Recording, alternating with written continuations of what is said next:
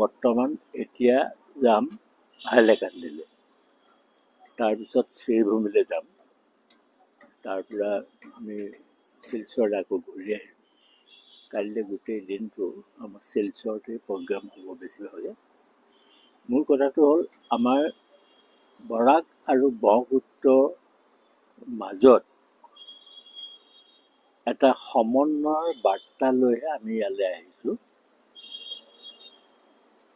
কাৰণ শ্বহীদে আৰু সেইসকলৰ আত্মাৰো সদ্গতি স্থাপন হ'ব লাগে, আৰু পৃথিৱীত যাতে আৰু কোনো জাতিয়ে ভাষাক লৈ শ্বহীদ হ'ব নালাগে, আমি সেইটো কামনা কৰোঁ। বৰাক আৰু ব্ৰহ্মপুত্ৰৰ ভাষিক আৰু সাংস্কৃতিক যিটো সুষম সমন্বয়, সেই সমন্বয় সাধন কৰিবৰ কাৰণে আমি বৰাকৰ কেইখন ঠাইলৈ আমি যাবলৈ ওলাইছোঁ। মই ভাবিছোঁ যে ই আমাৰ দুয়োখন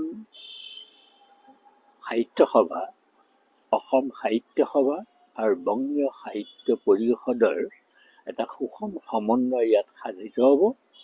আৰু অসম সাহিত্য সভাৰ তৃতীয়খন কাৰ্যনিৰ্বাহক সমিতি শিলচৰতেই হ'ব, আৰু এইটো হ'ব বংগীয় সাহিত্য পৰিষদৰ পৃষ্ঠপোষকতাতে আমি ইয়াত কৰিম। সৰ্বোপৰি ডক্টৰ ভূপেন হাজৰিকাৰ শতবৰ্ষৰ কাৰ্যসূচী শিলচৰ অসম বিশ্ববিদ্যালয়ৰ শিলচৰত থকা অসম বিশ্ববিদ্যালয়, অসম সাহিত্য সভা আৰু বৰাকৰ সাহিত্য সভাৰ, বাংলা সাহিত্য সভাৰ, বাংলা সাংস্কৃতিক মঞ্চ, এই সকলোৰে সহযোগত আমি মহা আড়ম্বৰেৰে আমি ইয়াত এটা কাৰ্যসূচী কৰিম।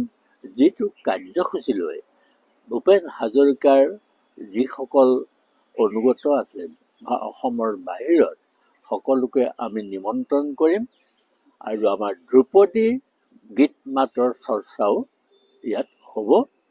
এনে এটা মহৎ উদ্দেশ্য লৈ অসম সাহিত্য সভাৰ কাৰ্যনিৰ্বাহকৰ অনুমোদন মৰ্মে আমি ইয়ালৈ আহিছোঁ, আৰু ইয়াৰ পৰা আমি সমগ্ৰ অসম বা ভাৰতবাসীক এটা বাৰ্তা দিবলৈ যত্ন কৰিম, যাতে আমাৰ মানুহৰ মাজত থকা যিখিনি বৈষম্য, আৰু দ্বিতীয়তে এটা কথা কি, মাতৃভাষাৰ বিষয়ে চিন্তা চৰ্চা কৰাটো প্ৰত্যেক জাতিৰে কৰ্তব্য।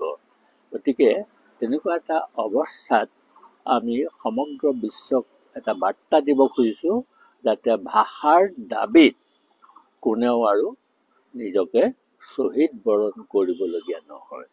মই এই কথাকেইটা কৈ আপোনাসকল সদৌতিকে ধন্যবাদ জনাই যাম হাইলাকান্দিলৈ।